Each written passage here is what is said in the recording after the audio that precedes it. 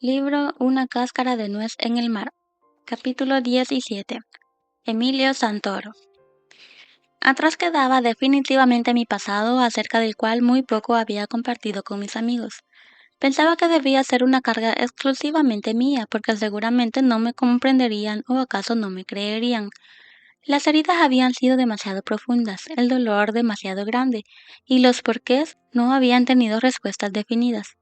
Debía sobreponerme de una vez por todas a la incertidumbre que me había aguijoneado siempre. Ahora Dios me había bendecido con un lugar sólido y no tenía por qué seguir mirando hacia atrás y como la mujer de Lot convertirme en una estatua de sal.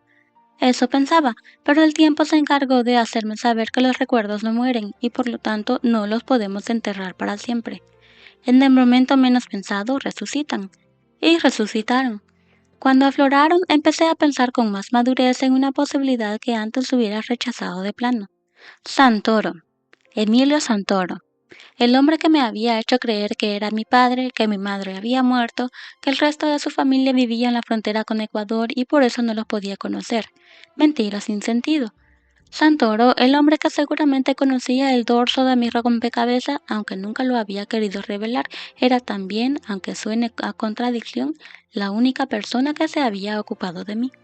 Con todo, a él le debía el fundamento de mi educación, las armas que me habían permitido ir paso a paso mejorando mi calidad de vida. Ahora seguramente Santoro era un anciano abandonado a su ostracismo y soledad, acaso enfermo y pobre. Yo podía hacer algo por él. ¿Yo? Sí, yo. Jesús nos dijo que debemos amar aún a nuestros enemigos. Él no era un enemigo. En todo caso, era solo un pobre hombre que había cumplido a rajatabla un pacto de silencio. El amor es un bálsamo sanador. Yo podía proteger a Santoro y darle amor.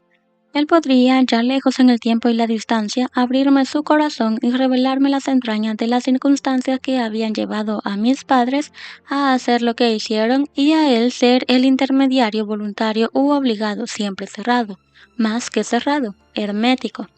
La posibilidad era viable gracias a las generosas leyes australianas que dan visa de residente a los padres de inmigrantes que han quedado solos en su país de origen. Legalmente Santoro era mi padre.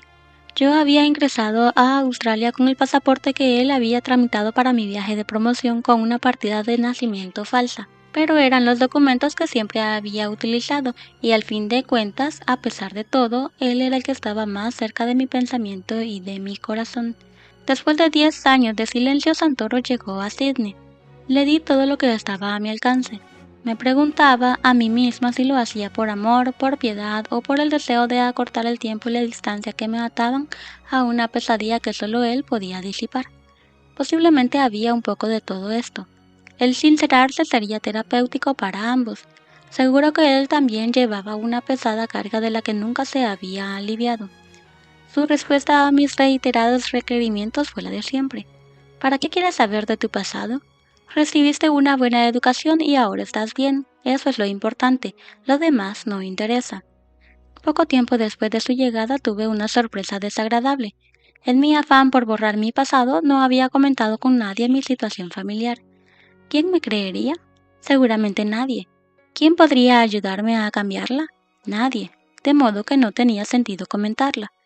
Un día, hablando con una señora chilena, me sorprendió cuando me dio datos precisos acerca de mi padre y mis hermanos. Me aseguró que Santoro le había confiado una cantidad de información acerca de mi persona. En otras circunstancias no hubiera sido un asunto tan grave, pero evidentemente mi sensibilidad estaba herida hasta su última fibra y me dolió mucho su falta de reserva, más aún cuando negó rotundamente haber abierto la boca para hablar de mi situación, aun cuando no pudo explicar cómo esa señora sabía tantos detalles que solo él y yo conocíamos. Perdonarle me costó mucho tiempo y mucho esfuerzo. Había brotado de nuevo el rencor y había muerto la confianza en lo que decía un hombre de quien siempre había tenido motivos para desconfiar.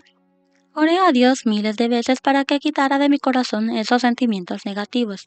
Lo logré después de muchos años, cuando de regreso de un breve viaje a Perú, tuve la dicha de encontrarme en Buenos Aires con la señora Eliana y su familia. Sus consejos impregnados de afecto me ayudaron mucho. Para entonces Santoro ya no existía.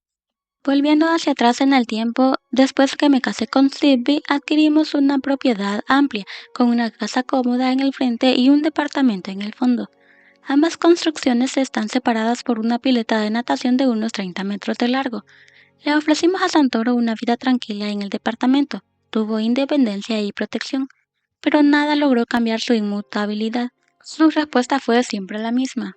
¿Para qué quieres saber de tu pasado? Estás bien, eso es lo importante. Cuando después de 10 años coloqué un ramo de flores sobre su ataúd, comprendí que también había muerto la posibilidad de conocer las respuestas tras las que había andado toda mi vida.